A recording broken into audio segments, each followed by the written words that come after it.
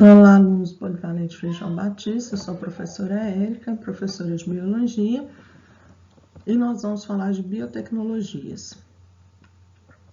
As biotecnologias, elas são muito cobradas nos vestibulares e no Enem.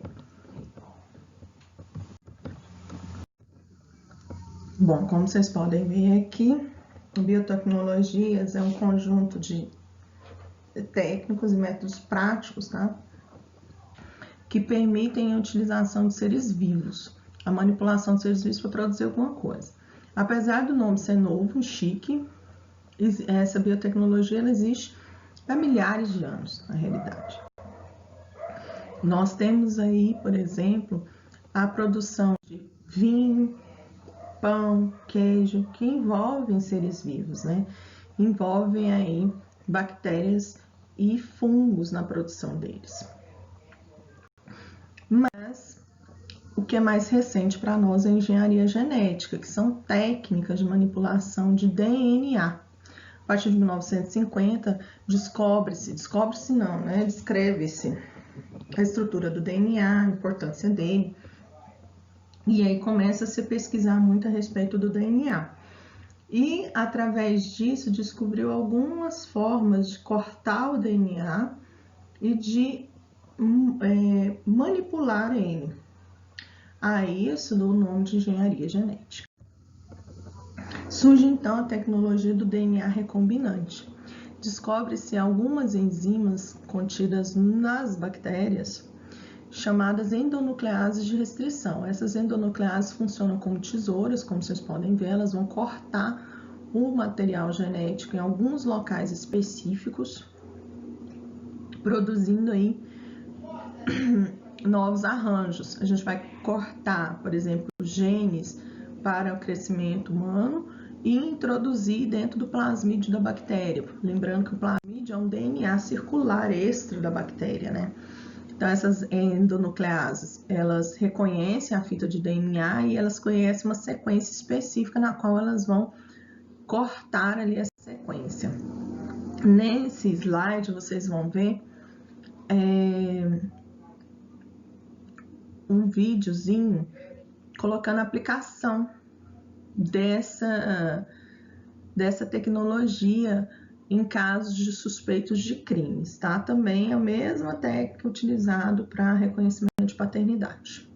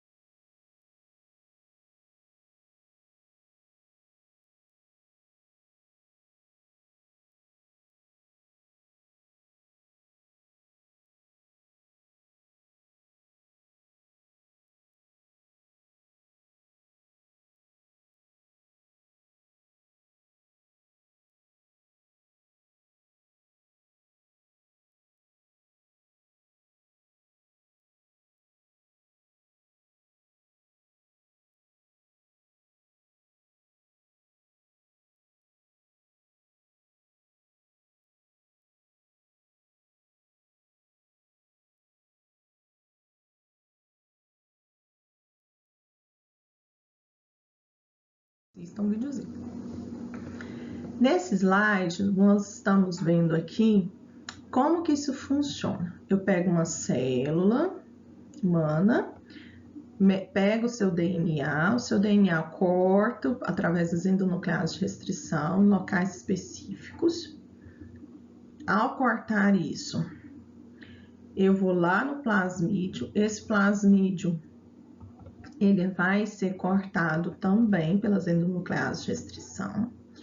E aí, através de uma enzima chamada ligase da bactéria, eu vou ligar o gene para o crescimento humano no plasmídio da bactéria.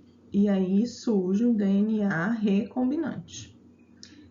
Esse plasmídio recombinado aqui, eu retorno ele para a bactéria, formo um meio de cultura de bactérias. E quando essas bactérias forem se reproduzir, a cada 20 minutos uma bactéria vira 2 por bipartição ou cisparidade, ela vai também estar reproduzindo o material genético do ser humano. Tá? Aqui é a produção de insulina humana. Até 1970, as pessoas que eram diabéticos tipo 1, elas tinham um problema sério com a questão da produção de insulina.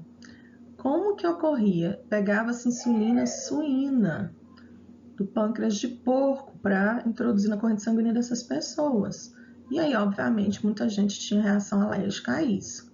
A partir de 1970, com a tecnologia do DNA recombinante, passou-se a produzir insulina humana a partir dessa técnica. Então, como é que faz? Pega lá o plasmídio, a endonuclease de restrição, corta o DNA, o gene para a insulina, vem a ligase e liga o gene para a insulina humana no plasmídio bacteriano. Retorna esse plasmídio para a bactéria e aí ele vai se reproduzir. Ao se reproduzir, ele produz várias moléculas de insulina que vão ser purificadas e vão ser levadas, introduzidas, colocadas numa seringa, e essa seringa é utilizada pelos insulinos dependentes. Tá? Os transgênicos surgem com a promessa de acabar com a fome do mundo, né? Porque é pegar um DNA de uma espécie e introduzir em outra. Isso é transgenia, tá? Existem organismos geneticamente modificados. O que é a diferença de um do outro? Perdão. O organismo geneticamente modificado é aquele em que você pode retirar um gene dali, mexeu uma base nitrogenada, que seja, mexeu no material genético. Agora, transgênico, não. Transgênico, você vai transferir um gene de uma espécie para outra, de um ser vivo para o outro, tá? Aqui tem uma foto, tem duas fotos, perdão. À esquerda é a planta do tabaco. Essa planta do tabaco, ela apresenta fluorescência vinda de um gene de um vagalume chamado luciferase.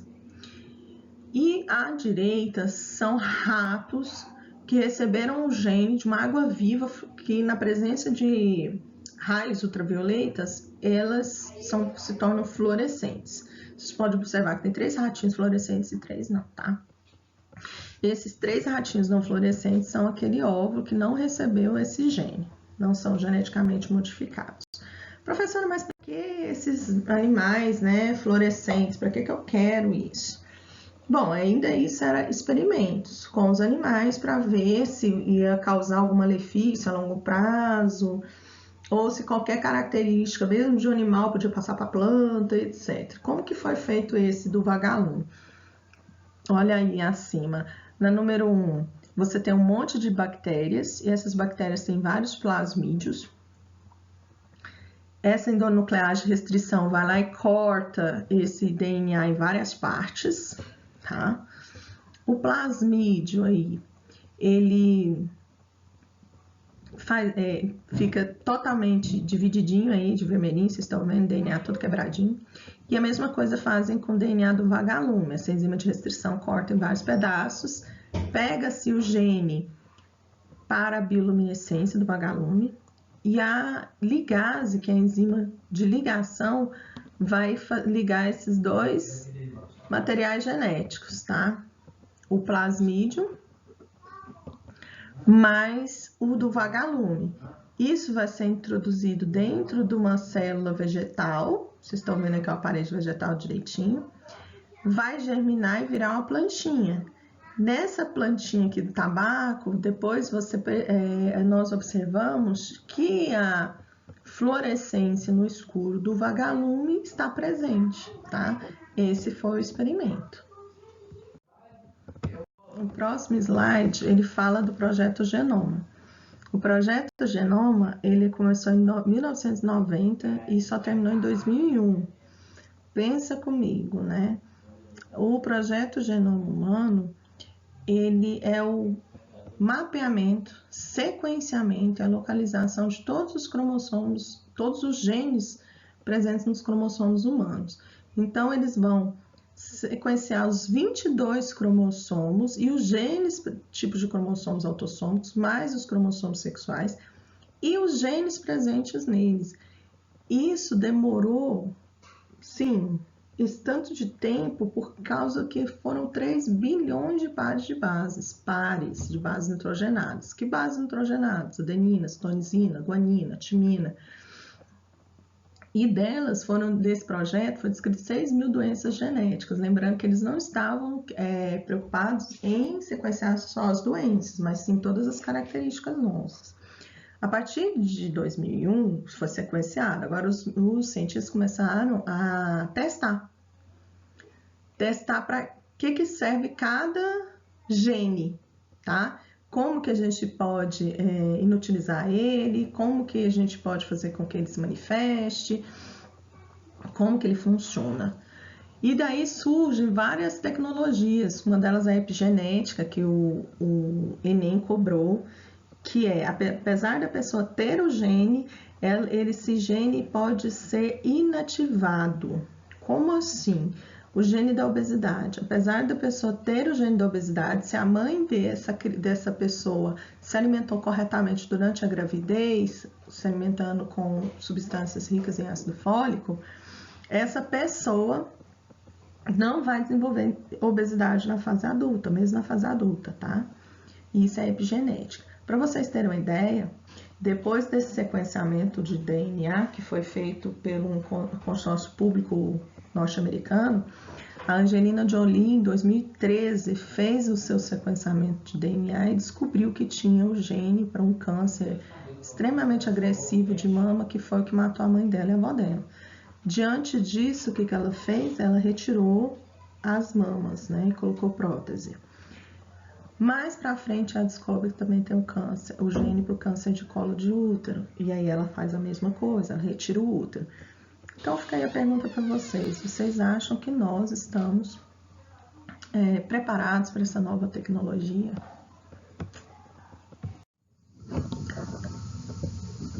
A clonagem, gente, ela existe desde que o mundo é mundo. O que é clonagem? É fazer uma cópia genética do indivíduo. Isso ocorre em todo tipo de reprodução assexuada, né? O exemplo que está aí na parte de baixo do vídeo de vocês são 2 euglenas se reproduzindo por bipartição. No meio são brotamento que ocorre tanto em fungos quando fazem a fermentação, e por último aí a reprodução de indivíduos gêmeos univitelinos, que nós sabemos que ele é proveniente da fecundação do mesmo espermatozoide, do mesmo óvulo, mas em algum momento, em vez de uma célula ou ovo se transformar em 2, ela se transforma em 4 de uma vez, e aí a gente não sabe como que isso ocorre, qual é o start disso, a gente sabe como isso vai, quais os passos, como descrever o processo, mas nós não sabemos o que ocasiona isso. Mas, em 1997, os cientistas escoceses deixam o mundo de queixo caído, ou seja, o mundo científico de perna por ar, porque eles conseguem clonar animais de grande porte, mamíferos, que é a ovelha Dolly, né?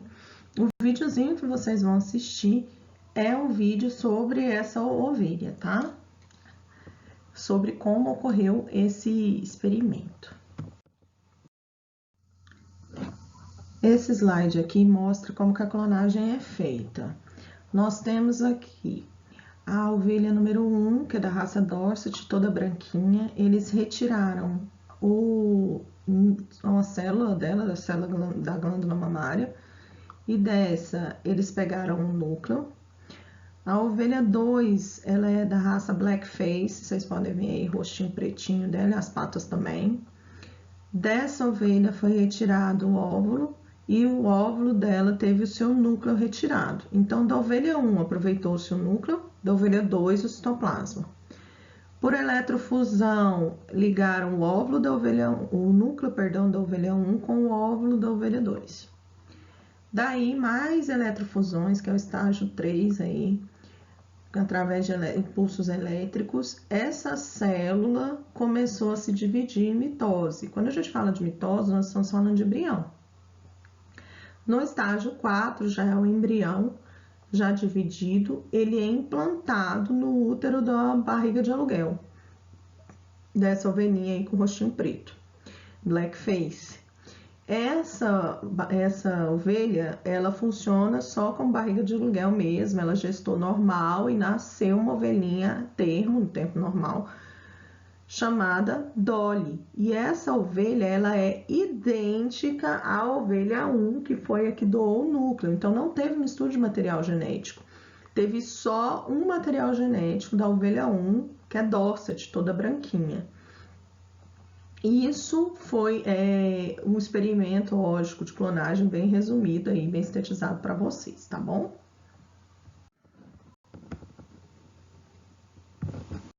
Gente, é um videozinho sobre a clonagem da ovelha Dolly. E o outro vídeo é uma reportagem do Globo Rural falando da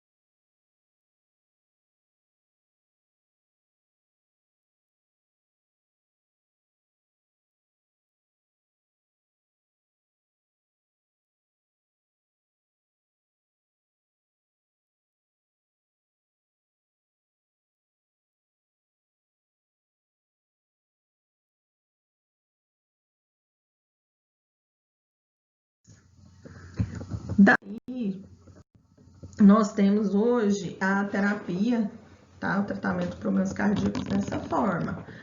Eu faço a produção, a cultura dessas células do miocárdio e introduzo através de uma injeção no tecido lesionado do coração, que, por exemplo, sofreu um infarto. O que são células-tronco, afinal? É uma célula que pode se diferenciar em qualquer outro tipo de célula. Então, é uma célula jovem que pode se transformar no que ela quiser.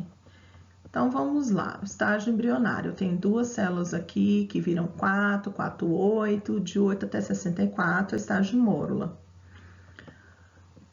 Depois disso, é estágio de blastocisto, onde forma-se uma cavidade no meio, né, do embrião. Eu pego essa massa celular aqui, que está próxima à parede, e faço a cultura dela. Isso é célula-tronco embrionária. A célula-tronco embrionária, ela pode se diferenciar em qualquer tipo de tecido.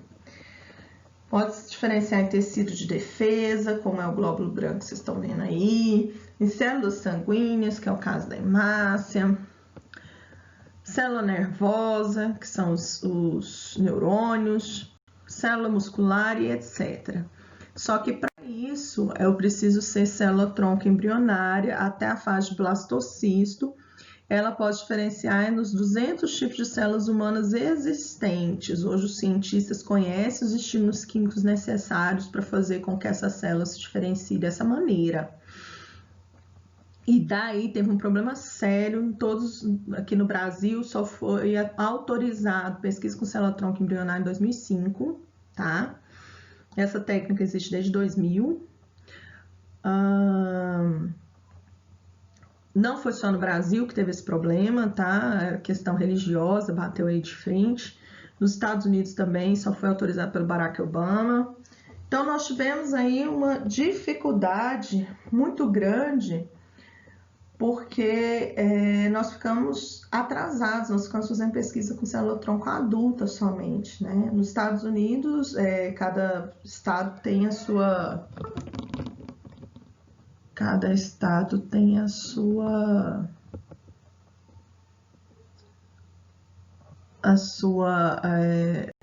legislação, né? E no caso, aqui no Brasil, nós estamos avançados em tratamento de célula-tronco adulta, tá? Que trata coração e trata diabéticos, pacientes com pâncreas, né? Com células pancreáticas falidas, aí, as ilhotas pancreáticas. Então, nós vamos ter aqui o que são células-tronco adultas. São aquelas células indiferenciadas, obtidas a partir de medula óssea, cordão umbilical, intestino e pele. E hoje a gente sabe que existem e foram encontradas células-troncos nos dentes de leite do bebê, tá? E aí eles podem se diferenciar só em células do tecido de onde eles foram encontrados, como vocês estão vendo aqui. Não pode se diferenciar, por exemplo, em célula nervosa. Aqui é um videozinho sobre a utilização de célula-tronco no Brasil. Mas só para vocês ficarem mais, conhecerem mais coisas aí, os Estados Unidos, eles estão na frente em tratamento de célula-tronco para tecido nervoso. Hoje já existem pessoas tetraplégicas que voltaram a andar com tratamento de célula-tronco. Quem liderou essa pesquisa, pegou toda a sua fortuna e voltou para as universidades fazendo essa pesquisa, foi o ator que fez o primeiro super-homem. Ele caiu do cavalo e ficou tetraplégico. Ele morre nos Estados Unidos. Ele morre em 2004, se eu não me engano, isso, em 2004. E a pesquisa, o primeiro homem, indivíduo, né, que tem sucesso no tratamento de célula-tronco, e é anunciado em 2010 nos Estados Unidos, o primeiro tetraplégico que volta a ter movimentos. No caso, Brasil, aqui, nós estamos avançados com pesquisa de célula-tronco no tecido cardíaco. Hoje, no Brasil, a gente refaz vasos cardíacos e tecido cardíaco. Quem lidera isso é a USP e o Hospital do Coração de São Paulo. E também nós temos uma pesquisa que já passou do estágio de experimento com pessoas na Universidade Federal de Minas Gerais, de 100 pessoas que possuem diabetes tipo 1, 90 foram curados com tratamento de célula-tronco, não são mais diabéticos. E 10 dessas pessoas saíram do diabetes tipo 1 para diabetes tipo 2, tá? Que é aquele que você regula só com alimentação. E é isso, pessoal. Eu espero que tenha ajudado vocês.